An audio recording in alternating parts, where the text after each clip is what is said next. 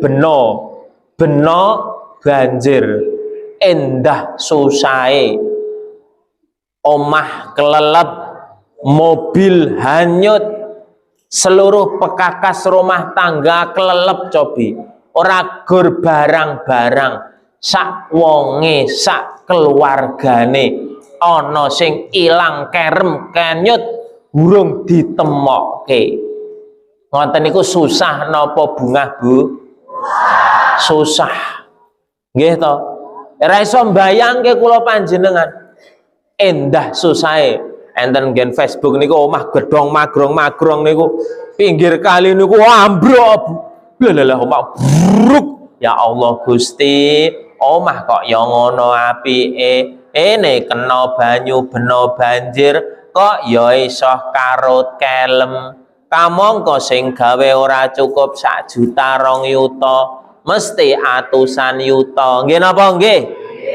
Tapi ketika Allah sampun menurunkan bencana, menurunkan musibah, ora peduli sing disapu, sing kena kuwi wong iman apa wong takwa, wong taat apa wong bangsat, kabeh kenging Bu. Ora dipilih-pilih. Nggih to, jenengan tingali nika sak monten kawasan hanyut kelelep banyu. Kula yakin mriko niku kathah tiyang ingkang sembahyang Bapak Ibu.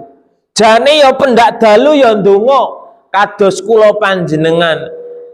Wis nindakake kewajiban gangsal wekdal, pendak maghrib ndarus, bengi tahajud, kepara nganggo poso sunah Senin Kemis, infak sedekah nyah nyoh dal-del, poso sunah, salat sunah ora kendhat. Ananging ketika Allah sampun memberikan musibah yang datang itu menjadi ujian, menjadi cobaan, menjadi teguran, atau bahkan ujian itu menjadi azab bagi orang-orang yang tidak beriman ataupun bagi orang yang beriman.